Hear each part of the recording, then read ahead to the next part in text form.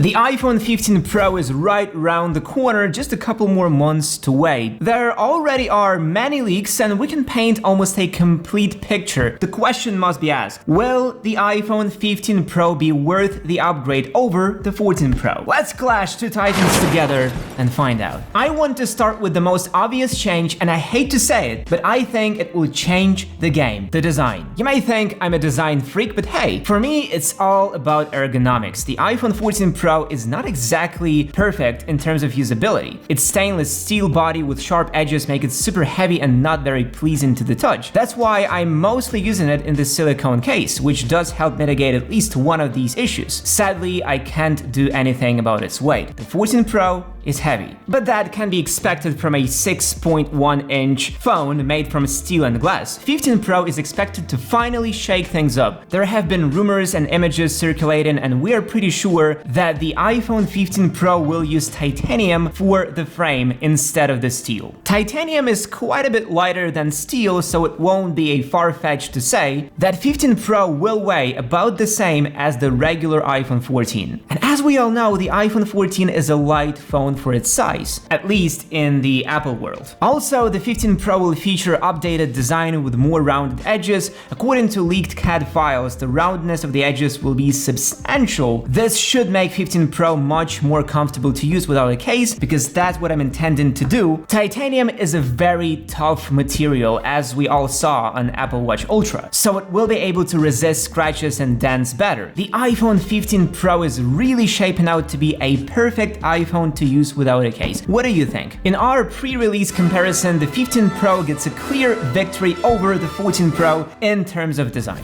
At the same time, there's probably gonna be one small change with a deeper meaning in the 15 Pro. I am talking about replacing the mute switch with a configurable action button. I know mute switch in the 14 Pro is cool and all, but honestly, when was the last time you switched it? I don't remember. I think I bought it, switched it to mute, and left it like that. And it's the same for most people. If the 15 Pro will have a programmable button instead of mute switch, this could make the iPhone even better. Maybe you would be able to open a camera by pressing that button or something like that. That's just more versatility, you know? I personally think this action button is a fresh thing and deserves a point. But this updated design will not be limited only to the body. The display will also change. iPhone 14 Pro has a fantastic 6.1-inch display, ProMotion, super high brightness, and thin edges all around. In over half a year that I'm using it, I have never had any issues with it. It always delivers a real pro experience. The only moments when it lets down slightly is under direct sunlight. The display heats up quite a bit and has to drop brightness, so those 2000 nits do almost no good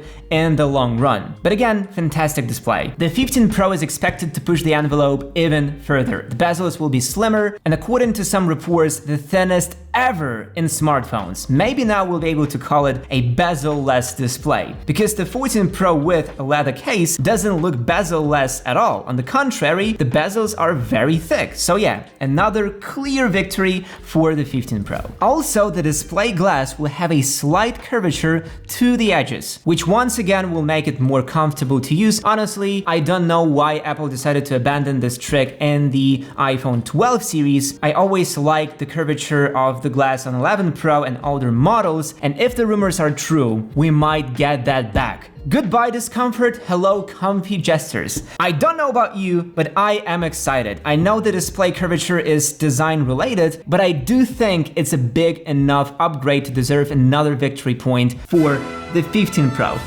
So far the 14 Pro doesn't look as good. Maybe it can redeem itself in the camera department. Let's check the specs. The 14 Pro has an impressive set of cameras, one 12-megapixel selfie camera and 3 back cameras. Ultra-wide and telephoto are 12 megapixels and the wide camera is 48 megapixels. All cameras are mostly great, the amount of details is admirable, and the low light performance is very much okay. Just one thing doesn't let me sleep at night. These cameras are great, but not amazing. That's what's bothering me. They are very very reliable and can always yield good-looking shots, but you want more from a flagship iPhone. Unfortunately, there are not too many camera-related rumors about the iPhone 15 Pro, except it finally having the periscope lens. At least the 15 Pro Max model, according to rumors. The 5x lens will make such a difference. The 14 Pro can zoom 2x and 3x, and the difference between 2x and 3x isn't that dramatic, but going from 2x to 5x is like moving the reality closer to you. I really hope this periscope camera gets added because it will make a huge difference for so many people. At the same time, we could expect generally improved sensors all around. The ultra-wide and 15 Pro will shoot slightly sharper and with less edge distortion, and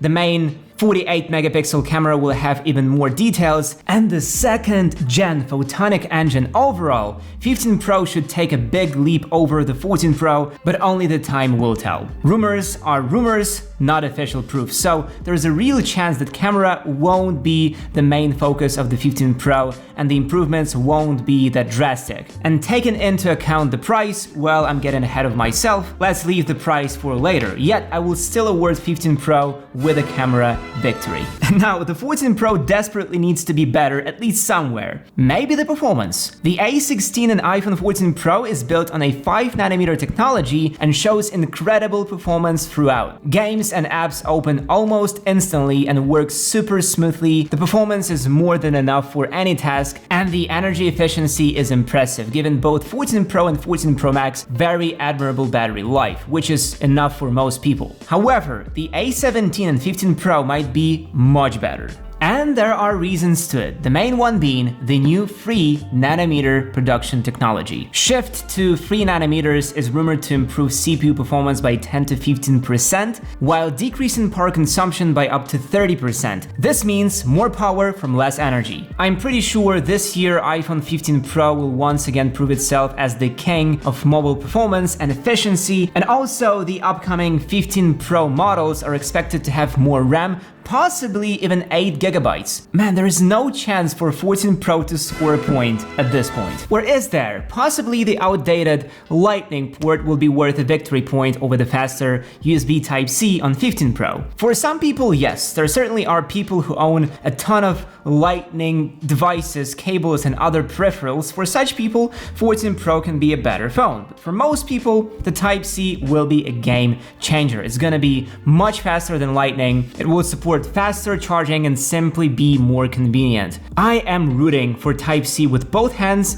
and you should too. What about the battery? Well, there are no rumors regarding the size increase for the 15 Pro, but we know for sure what the 14 Pro is capable of, and that's impressive, especially given the size of the battery. I have tested the battery life of the 14 Pro and Pro Max in the past, so be sure to check out the long-term reviews for more details. But long story short, it's great. And if the A17 and 15 Pro will be 30% more power efficient and battery will have roughly the same capacity, we could expect to see a noticeable improvement here once again. Maybe it won't be the exact 30%, but at least an hour or two will be added, which is always welcomed. Now, it seems like the 14 Pro has lost every battle so far. But as soon as we start talking about price, the 14 Pro is currently sold for $999 new from Apple, but you can get it for $898 from Amazon. The 15 Pro, on the other hand, is rumored to be more expensive. Whether it's gonna be $100 increase or $200, the point is that 14 Pro will be cheaper. If not it's sold for $898, there is a chance to get 14 Pro for even less